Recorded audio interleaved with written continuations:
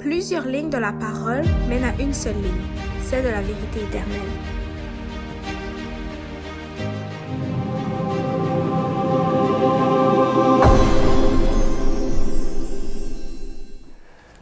Bon sabbat à tous. Bon sabbat.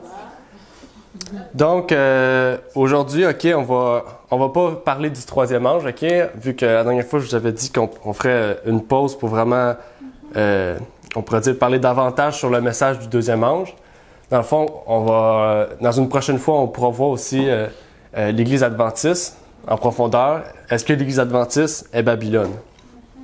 Mais aujourd'hui, OK, on va pas parler de ça.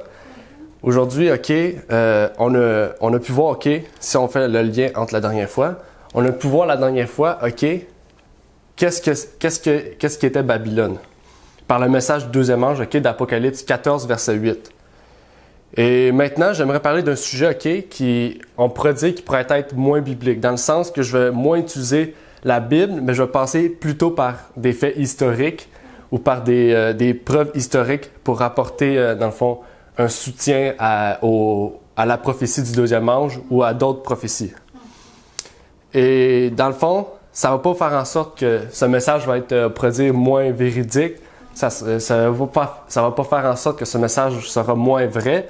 Mais en fait, les faits historiques que je vais vous démontrer, OK, vont davantage vous montrer que ce que je dis, c'est prouvé par des historiens, par des rédacteurs qui ont fait des recherches, du vécu de gens, dans le fond. Et à travers la Bible, on peut remarquer, OK, que les prophètes dénoncent la corruption des dirigeants israélites. Qu'on passe par Amos, qu'on passe par Osée, qu'on passe par Jonas, qu'on passe à travers Ésaïe, Jean-Baptiste même a pu démontrer la corruption, OK, des dirigeants qui étaient de la synagogue et des Juifs du Sanhédrin. Et dans le fond, aujourd'hui, je vais faire la même chose.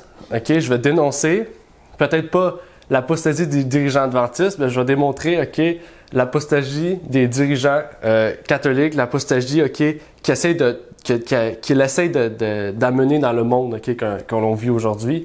Et dans le fond, aujourd'hui, on va pouvoir voir, OK, l'échec du premier ordre mondial. Et dans le fait de voir l'échec du premier ordre mondial, on va pouvoir voir aussi c'est quoi le plan du nouvel ordre mondial, le plan que la papauté a mis en place, OK, le plan que Babylone, que la grande prostituée a mis en place, OK, pour faire quoi? Pour ramener sa puissance, ramener son nouvel ordre mondial et ramener, dans le fond, toutes les nations, tous les peuples, toutes les religions à son adoration. OK? Et aujourd'hui, dans le fond, on va pouvoir mettre en place vraiment le plan. C'est quoi le plan de la papauté pour amener les gens à adorer de nouveau la papauté? Et la prochaine fois, nous allons voir, OK, aujourd'hui, où en sont-ils dans leur plan? À quel moment, à quelle place aujourd'hui ils ont pu mettre leur plan? Parce que leur plan n'est pas encore accompli, il est encore en marche. Donc, nous allons voir qu'est-ce qu'ils ont fait, qu'est-ce qu'ils ont mis en marche, les points, dans le fond, les preuves historiques du comment ils ont pu, OK, amener tout ce plan-là en marche. Et si on se rappelle, OK, de la dernière fois dans Babylone, on a pu lire dans Genèse 11, de 1 à 9, OK, l'histoire de Babel, et qu'on va relire encore, Genèse 11, de 1 à 9, qui dit « Or, toute la terre avait le même langage et les mêmes mots. Mais il arriva qu'étant partis du côté de l'Orient, ils trouvèrent une plaine dans le pays de Shinéar. Et ils demeurèrent. Et ils se dirent l'un à l'autre, « Allons, faisons des briques et cuisons-les au feu. » Et la brique leur tint lieu de pierre et le bitume leur tint lieu de mortier. Et ils dirent, « Allons, bâtissons-nous une ville et une tour, dont le sommet soit dans les cieux, et faisons-nous un nom, de peur que nous ne soyons dispersés sur la face de toute la terre. » Et l'Éternel dit, « Voici, c'est un seul peuple. Et ils ont tous le même langage, et voilà ce qu'ils commencent à faire. Et maintenant, rien ne les empêchera d'exécuter tout ce qu'ils ont projeté. Allons, descendons, et confondons là leur langage, en sorte qu'ils n'entendent point le langage l'un de l'autre. Et l'Éternel les dispersa de là, sur la surface de toute la terre, et ils cessèrent de bâtir la ville. C'est pourquoi son nom fut Babel, confusion, car l'Éternel y confondit le langage de toute la terre. Et de là, l'Éternel les dispersa sur toute la face de la terre. Et dans le fond, nous allons donc parler plus précisément de Babel. Okay? Vous avez pu voir, on a lu Genèse, on a pu voir Babel. Et dans le fond, on va parler du plan que Babel avait et du plan que la papauté reprend. Puisque Babel avait un plan qui était de mettre en point un premier ordre mondial, que tous les gens soient unis. Et dans le fond, la papauté va faire la même chose en amenant un nouvel ordre mondial qui est très similaire à la Babylone ou à la Babel qui était ancienne. Mais avant de pouvoir faire cette description-là, j'aimerais faire juste une courte prière pour introduire cette prédication. Notre Père qui est aux cieux, j'aimerais que tu puisses nous éclairer, Seigneur, sur ce qui va être dit aujourd'hui, Seigneur, que tu puisses nous permettre que toutes ces choses-là puissent être partagées par la suite, Seigneur, à ceux qui veulent connaître ces choses-là, Seigneur, et qui doivent savoir ces choses-là, Seigneur, même si ils ne veulent pas l'accepter, Seigneur. C'est un message qui doit être entendu par tout le monde, Seigneur, qui doit être connu de tous, car c'est un message universel, Seigneur, qui touchera toutes les personnes de la terre. Et j'aimerais que tu puisses me permettre, Seigneur, que ce message puisse être bien présenté, Seigneur, qu'il puisse être bien dit, Seigneur, et que tu puisses mettre ton esprit sur moi pour que tu puisses me donner les mots, Seigneur, et les bonnes choses à pouvoir donner à ces gens qui vont écouter cette vidéo. Je te prie pour toutes ces choses au nom de ton Fils Jésus-Christ. Amen. Amen. Et dans le fond, ça me rappelle, en parlant de Babel, ça me rappelle un historien que j'avais lu, une personne, dans le fond, qui dénonçait le système du Nouvel Ordre mondial, mais cette personne-là n'était pas un chrétien. Mais pourtant, même cette personne-là qui n'était pas chrétien a dit dans son livre, j'ai pas la citation avec moi, mais je vais essayer de vous la retrouver. Et dans le fond, cet historien-là disait que nous soyons chrétiens ou non, la papauté a un rôle à jouer dans le Nouvel Ordre mondial. Et il disait que la papauté a un rôle à jouer, parce que de un, c'est une religion qui contrôle des centaines de banques, qui contrôle des centaines d'imprimeries, qui a plusieurs milliards de dollars dans leurs banques, et que c'est un système qui est mondial. Donc, elle disait, en tant que religion, elle va avoir un rôle religieux, mais aussi politique, puisqu'elle a beaucoup de pouvoir, beaucoup d'argent, et beaucoup, on pourrait dire, de personnes qui la suivent. C'est une des plus grosses religions au monde. Et dans le fond, c'est même pas un chrétien qui a pu dire ces choses-là, mais aujourd'hui, nous allons voir à travers des chrétiens qui ont pu démontrer que la papauté va avoir un rôle à jouer.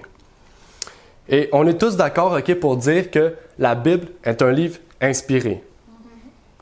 Mais il y a quelque chose qui est surprenant, c'est le fait de voir des hommes qui travaillent ou qui œuvrent ou qui œuvraient auparavant avec Satan, qui viennent appuyer les prophéties bibliques.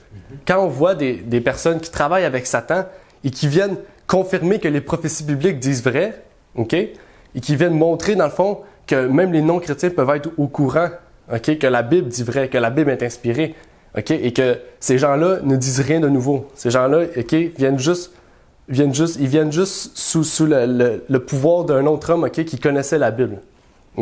Et donc, nous sommes mis au courant par la Bible que les prophéties vont se réaliser, que des hommes au pouvoir vont réaliser des plans qui, dans le fond, que nous connaissons, que nous devons prêcher, dans le fond, que Jésus revient et qu'il y a un sauveur, qu'il y a quelqu'un qui peut malgré tout les sauver, qui peut malgré tout leur permettre d'avoir la vie éternelle. Et on voit vraiment que Satan, après plus de 6000 ans d'existence, a étudié la Bible, il la comprend très bien. On peut pas nier le fait que Satan n'a pas étudié la Bible. Satan, il connaît les prophéties. Satan savait qu'un sauveur viendrait et que ça serait Christ. Satan pouvait pas empêcher cette chose-là, mais il a quand même essayé d'empêcher ça. Il a pu empêcher que des gens croient à ce message-là, mais il n'a pas pu empêcher que la prophétie se réalise. Comme en ce moment, Satan a étudié le livre de l'Apocalypse. Il connaît Daniel, mais il ne peut pas empêcher que ce qui est écrit dans la Bible soit accompli. Amen. Car ce qui est écrit dans la Bible vient pas d'un homme, ça vient de Dieu lui-même. Donc, Dieu a mis des prophéties. Satan voit ces prophéties-là, il sait qu'ils vont se réaliser, mais qu'est-ce qu'il veut faire, qu'est-ce qu'il peut faire, on pourrait dire, de mieux, c'est de faire en sorte que de plus en plus de personnes n'acceptent pas ce message-là, ne respectent pas ce message-là. Et pourtant, nous, notre travail, c'est de faire l'inverse, c'est d'amener le plus de gens possible à accepter ce message-là et à le recevoir. Et ce qu'il met en exécution est prouvé et prophétisé dans la Bible. Mais des hommes travaillant pour Satan viennent non seulement démontrer que la Bible a raison, mais que tout ce que la Bible dit va se réaliser à la lettre. Ça va se réaliser parfaitement. Okay? Comme Dieu est parfait, la Bible est parfaite. Il n'y a aucune erreur, aucun mensonge dans la Bible. Vous allez pouvoir voir vraiment ce que je vous dis maintenant au fur et à mesure que nous avançons dans la présentation. Puisque je vais amener des points qui prouvent qu'est-ce que je viens de dire. Et ce n'est pas des spéculations, mais c'est vraiment des faits réels. C'est des choses réelles. C'est des personnes qui ont écrit des choses et qui vont démontrer que les prophéties bibliques vont se réaliser. Et si nous revenons au texte que nous avons lu tout à l'heure, à savoir Genèse 11, vous pouvez remarquer que Nimrod est contre l'Éternel. Nimrod étant quoi? Contre l'Éternel, étant aussi l'inaugurateur d'un système monarchique. Ça, on se rappelle la dernière fois. Pourtant, Nimrod fait toutes ces choses. Pourquoi il fait toutes ces choses? Car il est l'ami de Satan. Okay? C'est Satan l'initiateur on pourrait dire, de tout ce système-là. Il y a un seul homme aujourd'hui qui veut mettre en place son plan d'exécution et qui est dirigé par Satan. On connaît cet homme, hein? On le connaît très bien cet homme. Notre ami le pape veut mettre son plan à exécution. Mais ce n'est pas seulement cet homme qui veut mettre ce plan à exécution. Ce n'est pas le pape qui veut mettre ce plan à exécution. C'est la papauté qui veut mettre ce plan à exécution. C'est un système qui, à chaque fois qu'un pape arrive, il fait en sorte que ce plan avance. Parce que si ce pape fait en sorte de cesser ce plan, qu'est-ce qui arrive? Soit qu'il se fait tuer, soit qu'il y a un drame qui arrive qui fait en sorte que cet homme-là ne peut plus être un pape. Et à travers l'histoire, peut-être que c'est ça qu'on a pu voir avec différents papes qui ont été tués. Ça se peut que ce soit des choses qui ont été faites à cause de cela. Je ne peux pas affirmer ces choses-là. On ne peut pas dénier ces choses-là aussi, nier ces choses-là. Son plan, et on se rappelle, son plan, c'est quoi? C'est depuis quand? Depuis sa blessure mortelle qu'il veut mettre ce plan en sorte. Le fait d'instaurer un nouvel ordre mondial par l'observation du dimanche. Et aujourd'hui, nous allons voir le lien entre ceux qui travaillent avec Satan, dans le fond, les sataniques, et les prophéties bibliques. On va pouvoir mettre un lien. Et on va pouvoir voir par quel moyen la papauté veut arriver à mettre son plan en exécution. Et on va prendre quelques points pour prouver que le plan d'exécution de la papauté pour un nouvel ordre mondial est en partie dans la Bible. On sait que les prophéties bibliques démontrent qu'un système ou qu'un pouvoir religieux, qu'une personne reviendra en tête pour diriger cet nouvel ordre. Et on remarque que les complotistes, comme nous les appelons aujourd'hui, qui ne sont pas chrétiens, ou même certains chrétiens qu'on considère comme complotistes, affirment qu'il y aura un pouvoir mondial. Mais ils ne savent pas particulièrement qui sera à la tête. Les non-chrétiens qui affirment qu'il y aura un nouvel ordre mondial ne savent pas qui sera à la tête. Ils savent qu'une personne va arriver à la tête. Une grande personne que tout le monde va aimer va arriver à la tête. Mais pourtant, si ces gens-là auraient moyennement une connaissance de la parole, ils pourraient savoir qui est à sa tête. Puisque, comme je vous ai dit tantôt, l'historien qui a affirmé que nous soyons chrétiens ou non, nous devons reconnaître que la papauté aura un rôle à jouer dans ce système-là. Toute personne devrait voir cela et reconnaître cela. Et on voit que ces gens qui affirment qu'il y aura un nouvel ordre mondial, mais qui ne sont pas chrétiens, ils affirment en partie des choses vraies.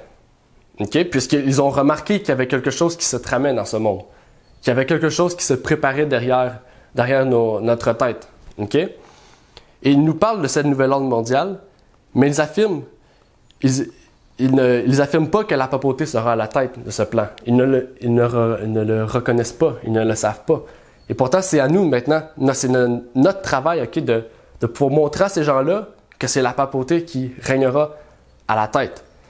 Même que certains qui ne sont pas chrétiens affirment que même si nous ne sommes pas chrétiens, il faut accepter que la papauté jouera un rôle dans ce plan. Ce qui nous amène à voir que Nimrod est le représentant sur terre de Satan pour son premier ordre mondial. La papauté, elle, sera le représentant de Satan sur cette terre pour son nouvel ordre mondial. Nous avons donc beaucoup de contenu à voir aujourd'hui. Je vais essayer de faire ça plus court que la dernière fois. Et dans le fond, on va pouvoir voir tout le contenu, mais en plus court. Et c'est pour ça, dans le fond, que j'ai décidé de faire une deuxième partie, puisque sinon, ça aurait été un peu trop long. Et je sais que beaucoup de personnes aiment ça quand c'est plus court, plus condensé et plus simple. Donc, on peut désormais commencer par voir le lien entre les prophéties et ce que les hommes qui œuvrent pour Satan affirment. Nous allons maintenant lire dans la Bible, dans Apocalypse 17, de 11 à 14. Je vous cite à l'écran. « Et la bête qui était et qui n'est plus est elle-même un 8e roi. Elle vient des 7 et s'en va en perdition. Et les 10 cornes que tu as vues sont 10 rois qui n'ont pas encore reçu l'Empire, mais ils auront la puissance comme rois, avec la bête pour 1 heure.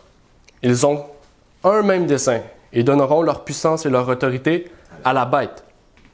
Ils combattront contre l'agneau, mais l'agneau les vaincra, parce qu'il est le Seigneur des seigneurs et le Roi des rois. Et ceux qui sont avec lui sont les appelés, les élus et les fidèles. » Ici, c'est une prophétie intéressante, et on remarque que la bête, ici, qui est une puissance, mais qui n'est plus, doit revenir comme étant un 8e roi. On ne nous dit pas, qui est ce 8e roi. On ne nous dit pas, qui va revenir parmi les 7. Mais c'est ça la question qu'on veut se poser en ce moment, c'est qui est ce roi? Et si on remarque les choses, qu'on voit l'écoulement des temps et de l'histoire, on voit que la papauté, qui était donc le 5e roi, puis 2 viennent par la suite, le 6e et le 7e, et on sait aussi que la papauté reviendra au pouvoir. Pourquoi? Puisque on sait qu'à travers le message du 3e ange, il y aura une loi du dimanche. Et celle qui mettra en application cette loi, ça ne peut être Donald Trump, ça peut être une autre personne, mais c'est vraiment la papauté qui voudra mettre en marche tout ce système-là. Par l'entremise des nations, il voudra appliquer son pouvoir. Donc, le 8e roi doit être une personne qui mettra en loi, qui a comme autorité sur le dimanche, et à savoir la papauté, qui a l'autorité sur le dimanche. Mais ici, je ne vais pas expliquer ce passage en profondeur. C'est vraiment pour voir en général, pour qu'on puisse l'appliquer vraiment à des auteurs qui ne sont pas chrétiens, mais qui ont démontré ce même passage-là. Et nous ne savons pas particulièrement qui sont ces 10 rois que nous avons vus dans ce texte. Mais nous savons qu'ils régneront 1 heure avec la bête, et à savoir la bête étant la papauté. On sait aussi qu'ils ont un même dessein, à savoir un seul même ordre mondial. Qu'est-ce qu'il remet? Ils remettent tout pouvoir à la papauté. Et le plus drôle dans tout cela, c'est que Nimrod a tenté de faire la même chose en faisant sa tour. Il a tenté d'implanter un ordre où il y avait un seul peuple, une seule langue, une seule tour. Et ce nouvel ordre mondial sera donc un pouvoir monarchique aussi, qui défie Dieu. Puisqu'on sait qu'un pouvoir monarchique met en place un homme à la tête d'un peuple, tandis que Dieu avait dit que c'est moi qui dirigera mon peuple. Et les caractéristiques que nous avons vues pour Babylone seront les mêmes que pour ce 8e roi mondial. Et Sir White nous dit, dans SDA Bible Commentary au volume 7, ils n'ont qu'un seul esprit. Il y aura quoi? Un lien universel d'union, une grande harmonie, une confédération des forces de Satan. Ils donneront leur puissance et leur force à la bête. Ainsi se manifeste le même pouvoir arbitraire et oppressif contre la liberté religieuse, la liberté d'adorer Dieu selon les dictats de la conscience, comme l'a manifesté la papauté.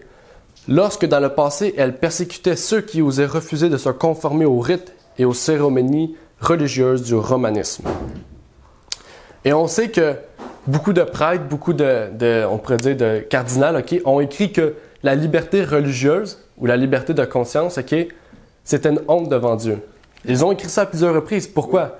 Parce que la liberté religieuse va à l'encontre de leur système. Parce que leur système, c'est le fait d'implanter, le fait d'obligation, de respecter leurs cérémonies, leurs rites. Et si on revient, OK, à ces 10 royaumes qui sont cités dans la Bible, il y a un plan, OK, qui a été mis en place par l'ONU en 2009, OK, qui se nomme les objectifs du millénaire pour le développement. Et ce plan a donné comme résultat ceci. On peut voir, OK, vous ne pouvez pas voir, vous, au téléphone, qu'est-ce que j'ai montré, mais vous pourrez l'écouter par la suite pour voir ce que j'ai montré. Et on peut voir, OK, à l'écran qu'il y a 10, OK, circonscriptions, 10 confédérations, comme elle les a appelées. Pourtant, ici, je ne suis pas en train de dire que les 10 rois sont 10 royaumes qui sont planifiés par l'ONU. Mais on peut voir, on peut supposer, on peut OK, faire un lien que ça pourrait être ces choses-là que l'ONU a planifiées. Puisqu'on sait, OK, que l'ONU aussi aura un rôle à jouer avec la papauté. Puisque l'ONU, OK, a déjà mis en place, OK, un système pour l'adoration, OK, pour la papauté. Dans leur bâtiment, OK, ils ont déjà des statues de plusieurs papes, OK, qu'ils peuvent vénérer en tout lieu. OK, dans l'UNESCO, il y a une statue du pape Jean-Paul II, le dernier pape avant celui-ci. Et il y a une statue dans la place de l'UNESCO. Et en vous montrant cela, OK, ce n'est pas... Je ne veux pas démontrer que la prophétie va être réalisée par l'ONU, OK? Je le répète deux fois. Je ne démontre pas ici que la prophétie va être réalisée par l'ONU. Mais je montre que des plans, OK, ont été planifiés, qu'il y aura 10 circonscriptions. C'est juste pour montrer que la Bible, OK, dit pas quelque chose qui ne se réalisera pas. Elle va dire quelque chose qui va se réaliser. Puisqu'il y a déjà des plans qui sont faits pour faire ces choses-là. Et je ne veux pas non plus parler particulièrement de ce qui est derrière l'ONU, OK, de qui dirige l'ONU, ni même de ceux qui étaient à la fondation de la Société des Nations. À savoir, la Société des Nations, c'est l'organisation internationale qui était avant l'ONU. OK? Mais par exemple, je peux vous parler d'un auteur qui, en 1914, avait parlé de ce plan qui a été émis près de 100 ans plus tard. Et par cet auteur, je veux vous démontrer que non seulement les serviteurs de Dieu peuvent se préparer face à cela, et à savoir par les prophéties ce qui viendra, mais qu'aussi Satan prépare le plan que la Bible évoque, car il connaît bien les prophéties aussi. Cela est donc un lien prophétique que je vous ai parlé tout à l'heure, que nous ferons ensemble maintenant. Et avant de vous parler, OK, de vous citer, OK, le texte que je viens de parler, j'aimerais vous poser quelques questions. Est-ce que vous connaissez le livre « La guerre des mondes » ? Non. OK, si je vous parle plus couramment, est-ce que vous connaissez la machine à reculer dans le temps? Le film.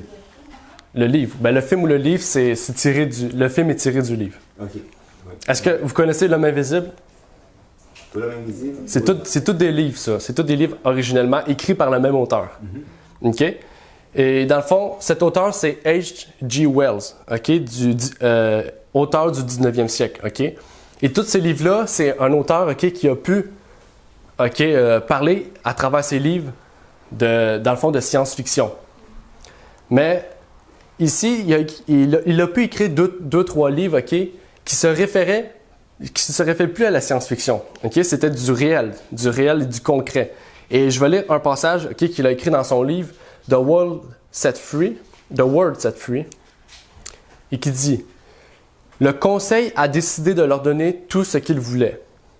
Mais sous une forme qui ne correspondait pas à leur aspiration, il est devenu d'un seul coup un organe représentatif. Il est devenu en effet magnifiquement représentatif. Il est devenu si représentatif que les hommes politiques ont été noyés dans un déluge de votes. » Et c'est là que c'est intéressant. Chaque adulte des deux sexes, d'un pôle à l'autre, a reçu une voix. Et le monde a été divisé en 10 circonscriptions qui ont voté le même jour au moyen d'une simple modification du poste mondial. Il a été décidé que les membres du gouvernement devaient être nommés à vie, sauf dans le cas exceptionnel d'un rappel, mais les élections qui se tenaient tous les 5 ans ont été organisées de manière à ajouter 50 membres à chaque fois. La méthode de la représentation proportionnelle avec un vote transférable a été adoptée et l'électeur pouvait également écrire sur son bulletin de vote, dans un espace spécialement marqué, le nom de n'importe quel de ses représentants qu'il souhaitait rappeler. Un dirigeant pouvait être rappelé par autant de voix que le quota qui lui avait permis d'être élu, et les membres initiaux par autant de voix dans n'importe quelle circonscription que les quotas de retour lors de la première élection. Et qu'est-ce qui est intéressant de voir dans ce texte-là, c'est qu'il dit que le monde aura une seule voix. Le monde sera divisé en 10 circonscriptions et que ce sera un gouvernement mondial. OK? Et c'est vraiment tout ce que la Bible a prédit. Et comme il est dit dans Apocalypse 18, verset 3, qu'on peut mettre en lien, parce que toutes les nations ont bu du vin de la fureur de son impudicité, et que les rois de la terre se sont livrés avec elle à l'impudicité, et que les marchands de la terre se sont enrichis par la puissance de son luxe. Et cet homme a dit dans ce texte que quoi? Tout homme et femme, d'un pôle à l'autre pôle, OK, seront soumis à cette puissance. Ils voudront voter pour cette puissance. Donc, ça fait en lien ici que toutes les nations auront bu, ils vont boire de quoi? De la fureur, de l'impudicité, puisqu'ils feront alliance avec qui? Avec la prostituée. Et c'est ça qu'on voit d'intéressant, c'est que cet homme, OK, qui a écrit ce livre-là, n'était pas chrétien. OK? Cet homme, OK, c'était un franc-maçon. Donc, on sait que le fait qu'il soit franc-maçon, il y a un lien avec la mise en place d'un système mondial.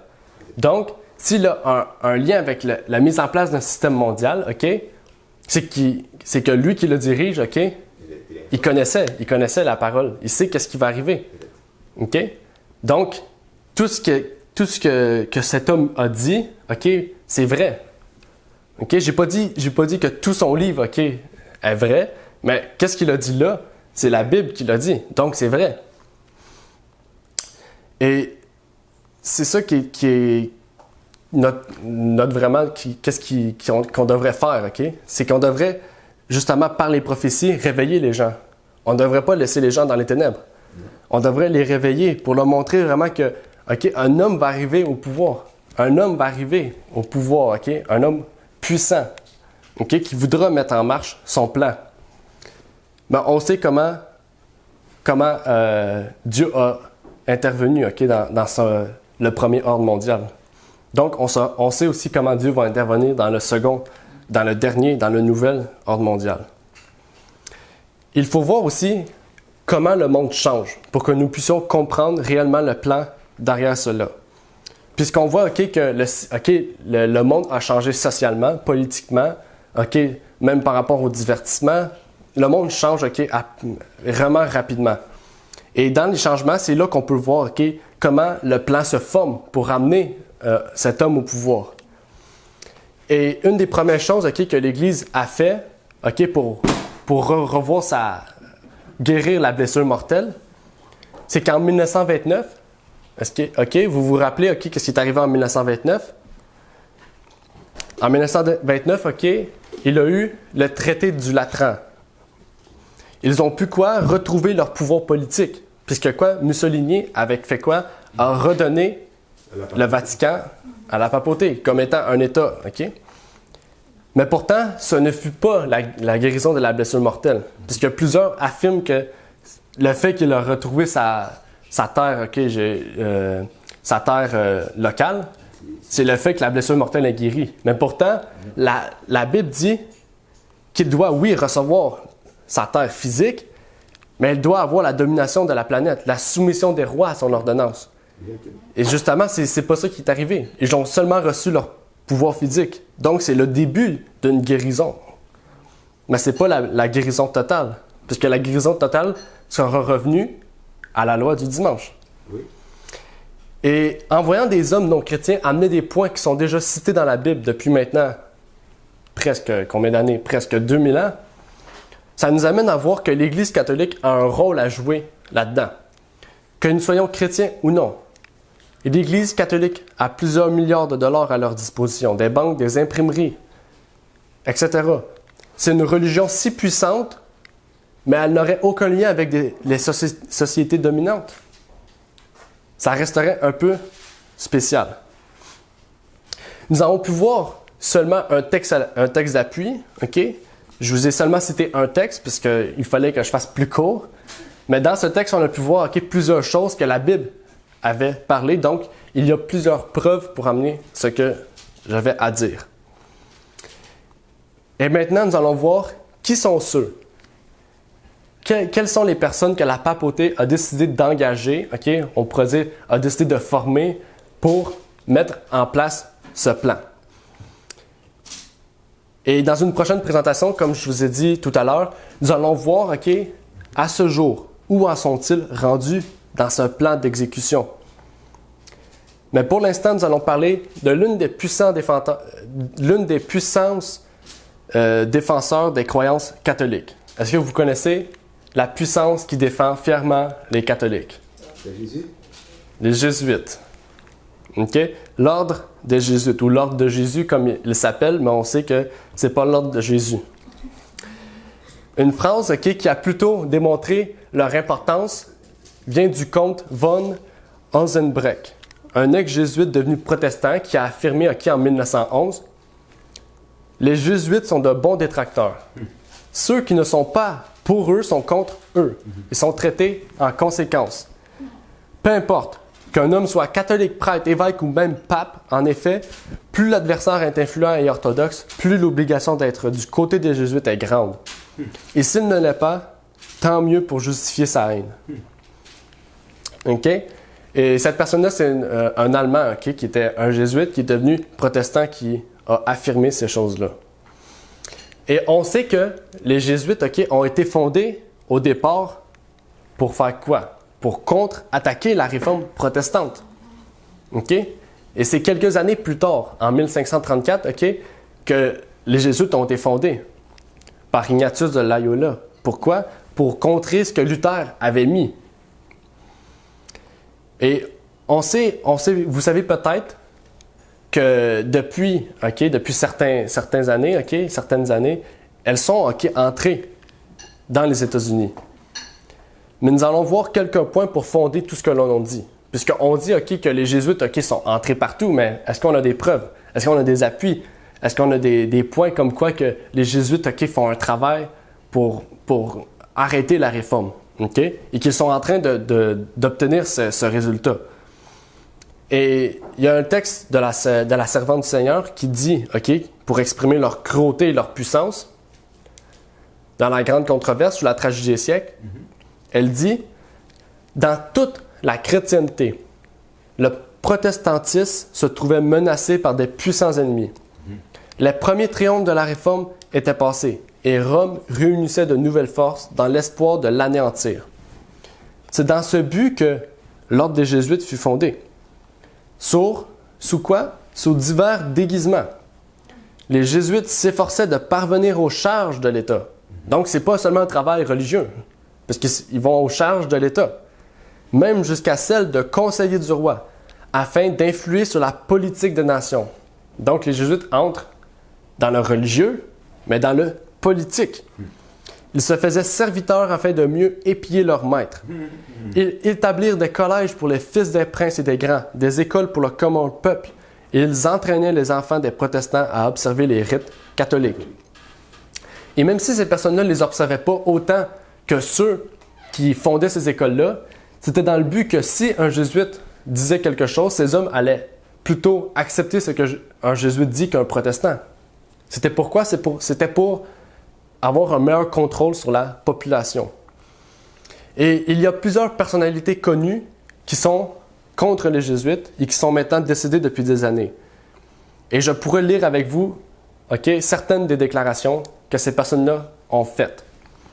Et je vais commencer par Napoléon Bonaparte, qui a dit « Les jésuites sont une organisation militaire et non un ordre religieux. » Donc, on voit que ça commence très mal. Leur chef est un général d'armée et non le simple abbé d'un monastère. Et l'objectif de l'organisation est le suivant, et c'est écrit en gros, le pouvoir dans son exercice le plus despotique. Pouvoir absolu, universel, pouvoir de contrôler le monde par la volonté d'un seul homme. Étant qui? Le seul homme est qui? Et la papauté. La papauté, le pape. Le jésuitisme est le plus absolu des despotismes. Leur société est par nature dictatoriale. OK? Il n'y a pas de liberté.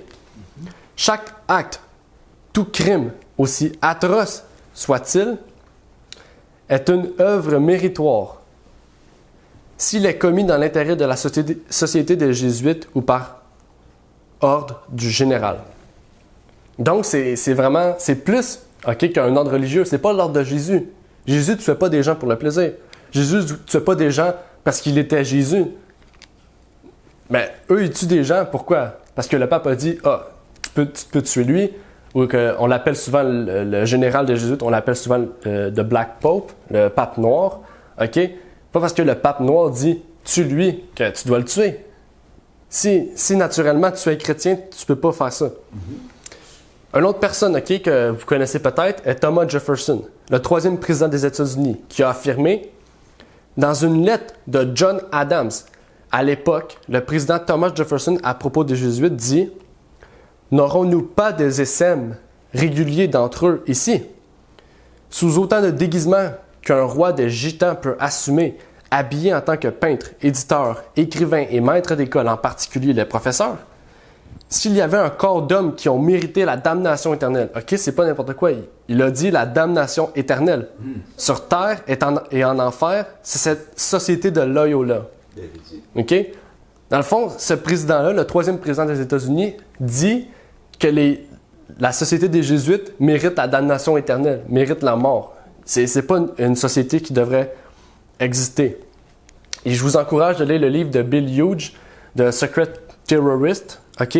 Et ce livre-là, OK, parle beaucoup de ces choses-là. Si vous aimez surtout l'histoire, il parle beaucoup d'histoires, de faits historiques. Et cet ordre, OK, est prêt à tout pour faire tomber le protestantisme. OK, ils l'ont dit. Ils sont prêts, OK, à renier le pape, à tuer le pape si leur fait de tomber le protestantisme, OK, si le pape ne veut pas faire ça, ils sont prêts à le tuer.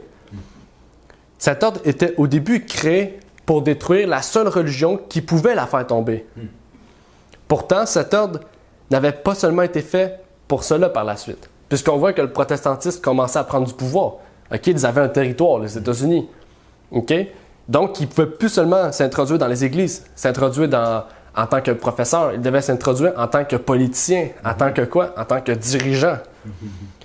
Et en voyant sa puissance, la Rome papale décida de l'utiliser pour s'infiltrer dans toutes ses formes. Et tout ce qui pourrait faire en sorte de promouvoir ses croyances. Voici une partie du serment fait par les Jésuites qui prouve le texte de Sir White sur le crotté.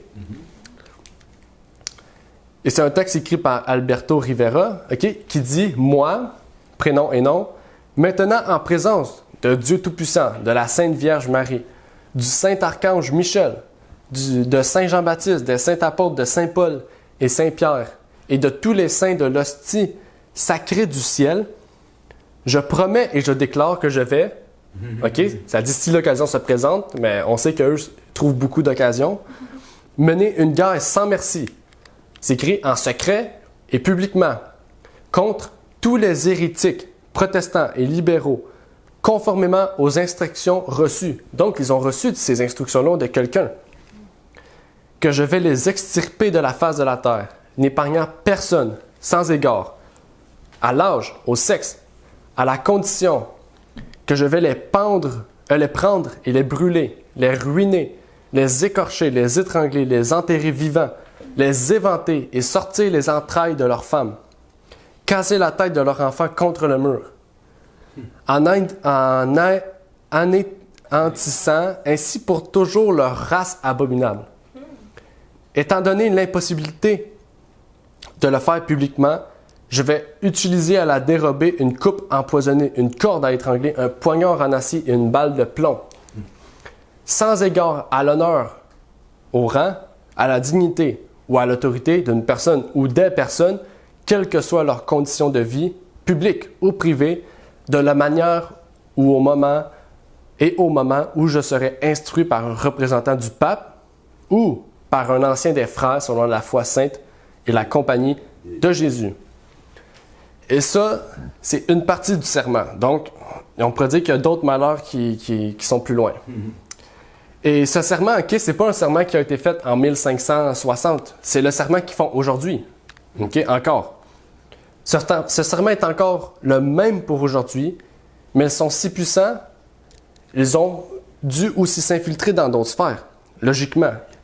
OK? Pour contrôler, pour mettre un nouvel ordre, c'est pas seulement la religion qui compte, mais c'est tout le reste. Donc, la papauté a dû, OK, utiliser les jésuites pour rentrer dans d'autres formes. Et nous allons voir, OK, dans quelle autre sphère se sont infiltrés les jésuites. Mais avant, j'aimerais que nous puissions voir dans quelle autre branche religieuse se sont infiltrés les jésuites. Puisqu'on sait, OK, que par la suite, OK, il y a eu les franciscains, il y a eu, OK, d'autres branches, OK, catholiques qui se sont créées. Il n'y a pas seulement les jésuites, OK, il y a l'Opus Dei, il y a les sœurs d'Isabelle, il y a les chevaliers de Malte, il y a qui d'autre? Il y a les chevaliers de Colomb. Il y a plusieurs OK, dizaines de sociétés qui se sont créées. Et là, c'est à se poser la question, est-ce que ces sociétés ont été fondées par des jésuites? Mais on va parler principalement OK, des chevaliers de Colomb, puisque aujourd'hui, OK, ces personnes-là sont plus de 2 millions en Amérique du Nord, OK, au Canada. Il y en a partout au Canada. À Mascouche, je pense qu'il y a 3 fraternités. À La Plaine, il y en a 2. Il y en a un peu partout dans le monde, OK? Et on va voir que ces chevaliers de Colomb-là, OK, sont des jésuites. OK, par leurs sermons, on va voir, et par des preuves historiques, des personnes, des témoins. Et un des témoins, c'est Alberto Rivera, OK, qui a été témoin de beaucoup de choses, et qu'on va lire. Entre-temps, Marie épousa un jeune homme. Ici, OK, je vais faire un bref résumé. C'est une courte histoire, OK, où que Marie, qui était en Europe, OK, je pense qu'elle était en France, est allée vivre au Canada avec son mari qu'elle allait épouser. Mais elle a découvert que son mari était un jésuite. Et donc, OK, on va voir ce qui est arrivé avec cette femme-là. Marie épousa un jeune homme, croyant, et ils déménagèrent au Canada. Là-bas, Marie disparut. Oh. Il n'y a plus de mari. Plus tard, j'ai découvert que son mari, OK, c'est pas Marie-E, c'est Marie, son homme. L'homme, hein? En effet, faisant semblant d'appartenir à la religion biblique, il était catholique et membre d'une organisation jésuite, Chevalier de Colomb. OK? Il nous dit ici que les Chevaliers de Colomb sont une organisation jésuite. Et cette organisation compte OK, plus de 2 à 3 millions d'effectifs dans le monde, mais surtout au Canada et aux États-Unis. Et la preuve que je peux vous apporter, mon grand-père OK, faisant partie de cette chose-là, OK, et plusieurs autres OK, témoins, en fait, c'était juste des hommes qui rentraient dans cette organisation-là. Et que j'ai demandé à mon grand-père, est-ce que tu voudrais me parler OK, de cette chose-là? Tu pourrais me parler de ce que tu faisais? Et il n'a jamais voulu m'en parler. OK? Il m'a dit, j'ai fait beaucoup de choses, mais je ne veux pas en parler. J'aime mieux pas. Donc, OK, on sait que c'était une secte secrète, quelque chose de secret, comme les jésuites. Ça dit en secret ou en public. Donc, il faisait des choses en secret. Mais on voit, OK, dans le texte qu'on a pu lire, OK, il n'y a pas vraiment de preuve. Il n'y a pas de preuve que c'est une organisation jésuite. Il dit, par son vécu, que c'est une organisation jésuite, mais il n'apporte pas de preuve. Mais dans un autre livre, OK, qui s'appelle 50 ans dans l'Église de Rome, ou 50 Years in the Church of Rome, OK, il a dit, afin de former plus facilement les catholiques romains et de les préparer à la lutte irrépressible, les jésuites les ont organisés à un grand nombre de sociétés secrètes. OK, c'est là que c'est important. Dont la principale sont Ancien Ordre des Hiberniens, Société irlando-américaine, Chevalier de Saint-Patrick, Cadet de Saint-Patrick, Alliance mutuelle de Saint-Patrick, Apôtre de la Liberté, Fils bienveillant de l'île d'Émeraude, Chevalier de Saint-Pierre, Chevalier de la Branche Rouge, Chevalier de la Colonne, le Cœur secret, etc. Donc, il y aurait Chevalier de Colomb, il y aurait Chevalier de Malte, les Sœurs d'Isabelle aussi, qui existent beaucoup au Canada, et plusieurs autres. Mais ici, c'est une preuve, oui, mais c'est pas ce qui est vraiment qu'on recherche. Je vais vous montrer quelque chose vraiment que moi je recherche particulièrement et que vous allez voir, OK, pourquoi je recherche particulièrement cette chose-là. C'est vraiment leur serment. OK? Est-ce que vous savez le serment? OK. Est-ce que vous croyez que le serment c'est le même que celui des Jésuites? J'imagine. OK. Ici, j'ai la preuve. C'est dans le livre de Toe E. Watson, The Fourth Degree Oath of the Knight of Columbus, OK, à la page 19. Et dans ce livre-là, OK, c'est vraiment, on voit que au 4e degré de Chevalier de Colomb, ils font un serment. OK? À chaque degré, ils font un serment. Mais au 4e degré, ils font un serment différent de tous les autres degrés. Et c'est le même que celui des Jésuites. C'est le même. C'est vraiment identique. OK? Je ne vais pas le lire pour vous puisque c'est le même. Vous pouvez lire celui des Jésuites, celui de toutes les sociétés catholiques. OK? Toutes les sociétés catholiques qui existent, c'est tout le même serment. OK? Et dans le fond, on voit que toutes les branches catholiques qui existent aujourd'hui ont toutes été fondées par l'ordre des Jésuites. Pourtant, les Jésuites, OK, ne se retrouvent pas seulement dans la religion. Puisque maintenant, on a vu toutes les branches catholiques, OK, des Jésuites. Ils se retrouvent aussi dans le divertissement aujourd'hui. Tout s'écoulait autour de moi. J'ai appris aussi que le pape le noir, OK, le Black Pope, celui qui dirige l'ordre des Jésuites, était maçon et membre du Parti communiste espagnol. Et si vous ne saviez pas aussi, le parti des Jésuites, qui était en général communiste, OK, ont mis au pouvoir la plupart des communistes, OK, qui ont dirigé la Deuxième Guerre mondiale, à savoir Hitler, Mussolini et divers autres. Et je continue, il disait « J'ai eu le vertige quand on m'a dit que le général jésuite était intimement lié aux Illuminati de Londres.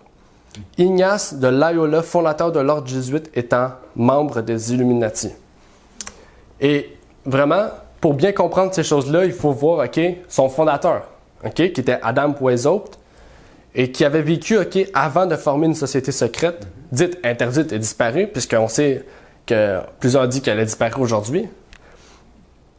Et avant la formation des Illuminati de Bavière, il avait reçu une formation particulière, OK? Et donc, c'est là vraiment qui est intéressant, c'est quelle formation qu'il a reçue pour le pousser à fonder une autre société. On peut y lire, OK, dans le livre de Eric John Phelps, Vatican Assassin, il dit « Le fait que Weishaupt n'est pas à l'origine du système qu'il appelait illuministe, donc c'est même pas lui, il a créé un système qui n'était pas son système, sera déjà évident pour chaque lecteur du présent ouvrage. Et je vous encourage aussi à lire son livre. Comment ces méthodes orientales ont-elles pénétré jusqu'aux professeurs bavarois, selon certains auteurs par l'intermédiaire des Jésuites? Le fait que Weishaupt ait été élevé par cet ordre a fourni aux ennemis des Jésuites l'argument qu'il était les inspirateurs secrets des Illuminati. Le fait que Weishaupt se soit inspiré dans une certaine mesure des méthodes de formation des Jésuites est reconnu même par Baruel, lui-même jésuite et historien le plus influent de la Révolution française, qui, citant Mirabeau, dit que Weishaupt admirait par-dessus tout toutes ces lois. Ce régime des Jésuites qui, sur une seule tête, le général jésuite, faisait tendre les hommes dispersés dans l'univers vers un même but. Donc, on voit que les Jésuites dirigent la religion, qui prennent contrôle de la religion. Les Illuminati prennent contrôle du divertissement, que ce soit par les films, par le cinéma, avec Walt Disney, qui était le fondateur du cinéma, on pourrait dire, et qui était lui-même un franc-maçon et un Illuminati. Mais il reste, le système politique. On n'a pas pu voir le système politique, le côté politique, puisqu'on sait que les Jésuites ont pu, intégrer le système politique. Mais aujourd'hui, le système politique est dirigé par pris, on pourrait dire, en charge par une autre branche des Jésuites. Et dans le même livre, OK, à savoir Vatican Assassins, à la page 97, ça nous démontre vraiment ce point-là. Qui sont ces gens? Chers chercheurs de vérité, les Jésuites ont non seulement rédigé le serment des Chevaliers de Colomb, c'est dessus, mais aussi, comme nous le verrons plus tard, ils ont rédigé les serments de la franc-maçonnerie, de rite écossais, puisque le serment des francs-maçons, c'est le même que les Jésuites. Seulement qu'ils ne parlent pas de Dieu, on pourrait dire, entre guillemets, c'est plus ça. Plus de 100 ans avant la création de leur nouvel ordre de Chevaliers de Colomb. En 1879, Edmund Ronan, un autre héros croyant à la Bible, romaniste converti et ancien maître de la Keystone Lodge à Chicago, donne quelques des lignes directrices de son manuel maçonnique. Manuel de la franc-maçonnerie attestant des serments presque identiques avec les ennemis supposés, c'est vraiment supposé, de la franc-maçonnerie et les jeunes jésuites, les chevaliers de Colomb. Donc, on voit dans ces choses-là, on voit vraiment que, on a vu deux branches et que la franc-maçonnerie dirige le système politique. C'est un système, la franc-maçonnerie, qui est international aussi. À ça, il y a des loges pour les femmes, des loges pour les homosexuels, des loges pour les hommes à travers le monde. C'est pas seulement des catholiques qui sont là-dedans. C'est des protestants. Des adventistes sont là-dedans aussi. Et si vous faites vos recherches, et à ceux qui nous écoutent aussi en ligne, vous pourrez voir que tout ce que je vous ai dit, c'est vérifiable, c'est historique. C'est rien de faux. C'est des faits historiques. Et ce qui est le plus fascinant dans tout cela, c'est que oui, le plan va fonctionner, mais qu'il ne va pas durer. Car comme Dieu a intervenu dans la construction de la tour, et il y a eu une division par la suite, Dieu, à la fin des temps, leur enverra un temps d'angoisse, qui les divisera, tel que le monde ne l'ait jamais connu. Et ce temps d'angoisse-là, c'est la colère de Dieu. Comme Dieu a envoyé la colère en divisant les langues, Dieu va envoyer la colère avec un temps d'angoisse pour tous les gens, pour toute la population. Et Dieu a dit, qu'est-ce qui nous permettra d'en sortir vainqueurs? Ceux qui lisent la Bible, lisent les prophéties, les étudient, les acceptent, les mettent en pratique et le partagent. De quelle façon ils vont pouvoir s'en sortir vainqueurs?